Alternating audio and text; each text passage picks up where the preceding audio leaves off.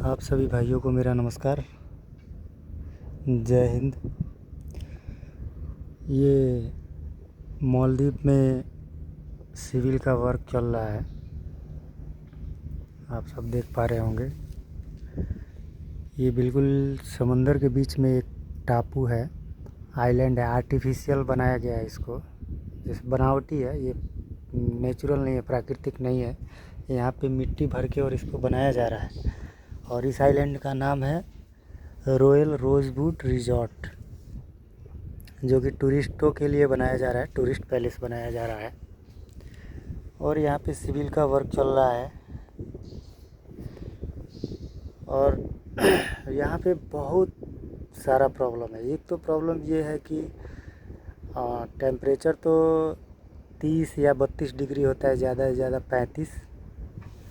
लेकिन उसमें क्या है कि जो समुंदर के किनारे हम लोग रहते हैं, तो जो हवा आती है ना, वो स्किन में पानी जैसे उसका भाप बन के हवा में घुल जाता है जब धूप पड़ता है पानी पे, तो और वो आके फेस पे या बॉडी पे चिपकता है, शरीर पे।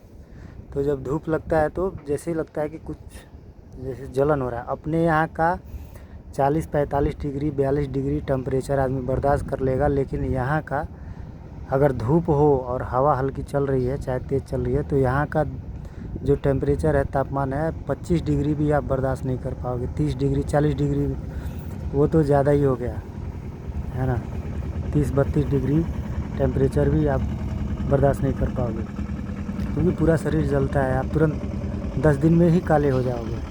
और बाल पकना, झड़ना यहाँ पे तो वो पूछिए ही मत।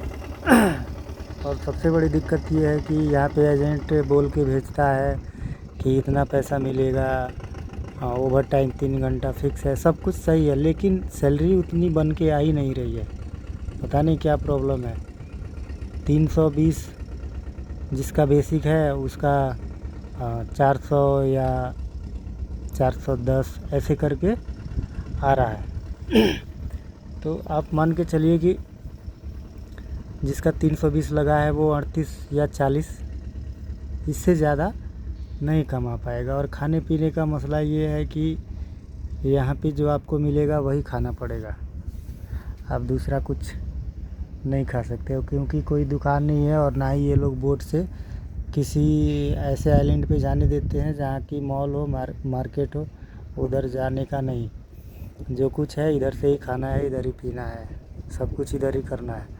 मैं तो यही कहूँगा भैया कि मालदीव में अगर आप सोचते हो अपना फ्यूचर का प्लान करके आते हो कि मैं मालदीव में काम करूँगा, गल्फ़ एक्सपीरियंस हो जाएगा, तो ऐसा कुछ नहीं है। मालदीव गल्फ़ में नहीं आता है, ये इंडियन ओशियन में है, हिंद महासागर के अंदर में आता है। ठीक है, आपका अरब सागर दूसरा हो गया।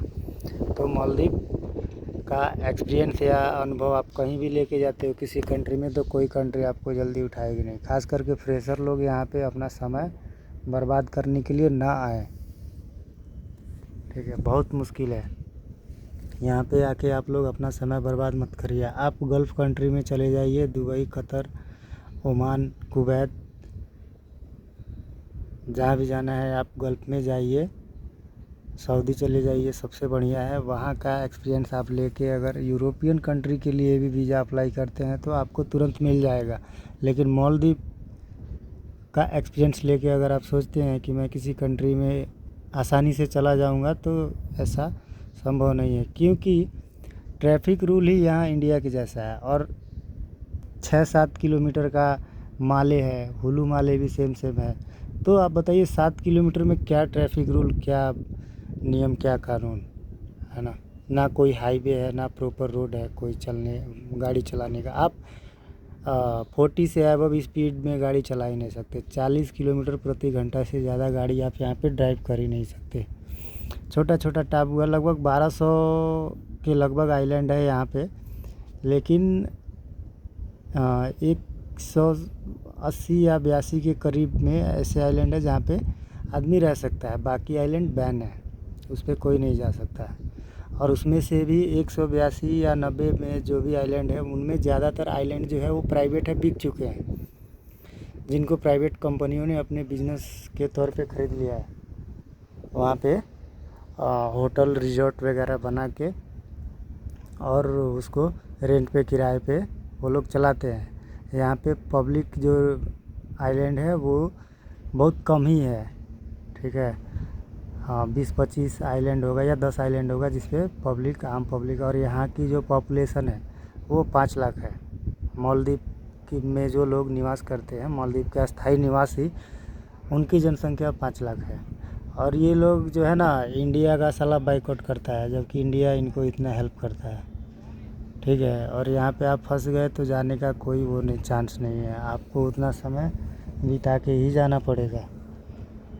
और सैलरी का भी इशू ये है कि 3 महीने 4 महीने से सैलरी पेंडिंग पड़ी हुई है, किसी की मिल नहीं रही है। और खाने का तो पूछिए ही मत, खाना आप देखेंगे तो फिर वही है, मैदे की रोटी है और डेली मटर की सब्ज़ी है, और क्या है, और दाल आज तक मुझे पता ही नहीं चला कि वो दाल कौन सी है।